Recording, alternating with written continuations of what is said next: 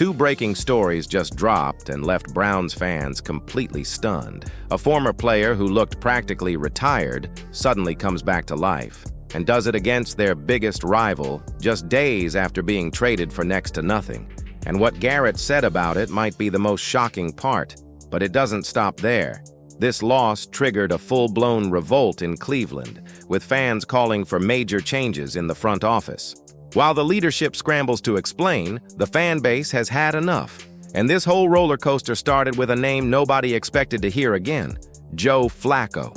Man, if you're a Browns fan, you've got to feel like you're trapped in the NFL version of a bad relationship. Always convincing yourself, no, this time it's different. But once again, heartbreak comes knocking.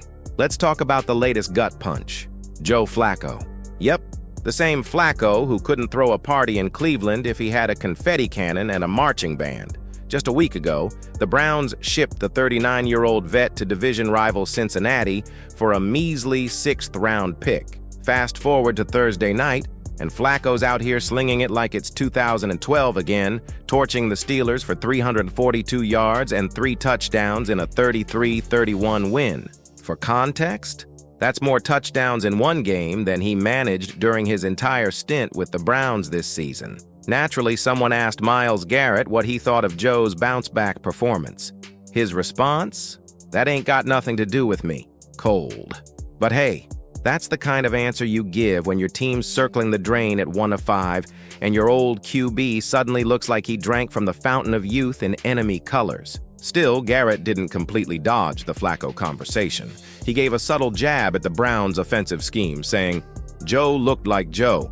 Maybe his style doesn't fit how we want to run it." Translation: maybe the system's broken, not the player. While the Bengals climbed to 3-4 and the Steelers dropped to 4-2, Cleveland remains dead last in the AFC North. Their only win? A 13-10 squeaker against the Packers, almost a month ago. Since then, it's been a sad montage of dropped passes, missed tackles, and Myles Garrett getting real tired of losing. To lose the same way every time, it's frustrating as hell, he vented after last week's loss to Pittsburgh.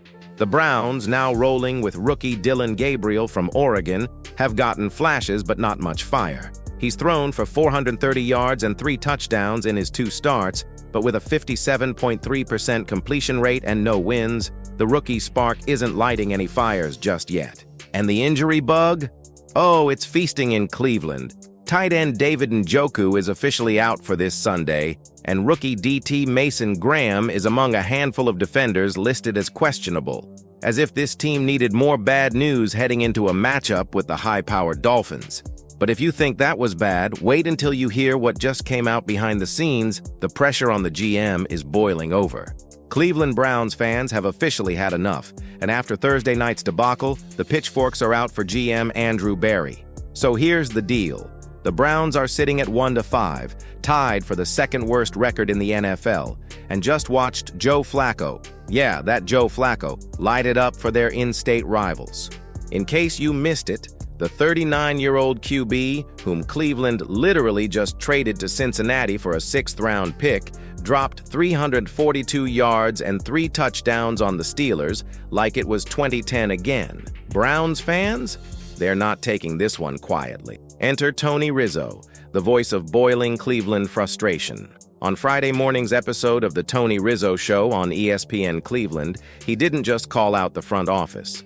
He called for Berry's job. Rizzo absolutely torched the Browns' QB management this year, saying, "I've never seen anything more stupid in my life than Andrew Berry handling the quarterback situation.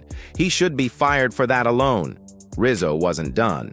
He ran down the stats to really drive it home. Flacco's thrown for 561 yards and 5 touchdowns with 0 picks in just 2 games for the Bengals. That's more than any Browns QB has managed all year.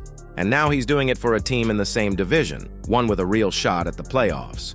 Meanwhile, Cleveland's stuck in quarterback purgatory. Let's rewind for context. The Browns entered the season with a whole QB circus. Deshaun Watson was the starter but quickly hit IR, Flacco got promoted, and rookies Dillon Gabriel and Shedeur Sanders, along with vet Kenny Pickett, filled out the QB room.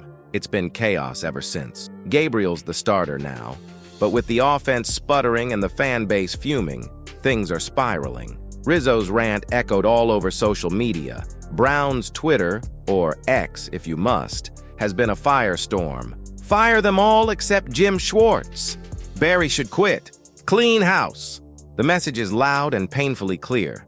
Now, to be fair, Barry's defenders have tried to pump the brakes a bit. They argue that Flacco's sudden resurgence is thanks to throwing to guys like Jamar Chase and T. Higgins, an elite duo that makes anyone look good. And sure, there's some truth to that, but it doesn't erase the optics. Trading a vet QB to a rival, only to watch him ball out while your team sinks, that's a brutal look. Watching Flacco shine elsewhere while the Browns' QB situation turns into a circus, that's enough to drive any fan crazy. The feeling? Pure frustration. If you're into this kind of content, subscribe to the channel so you don't miss a thing about the Browns.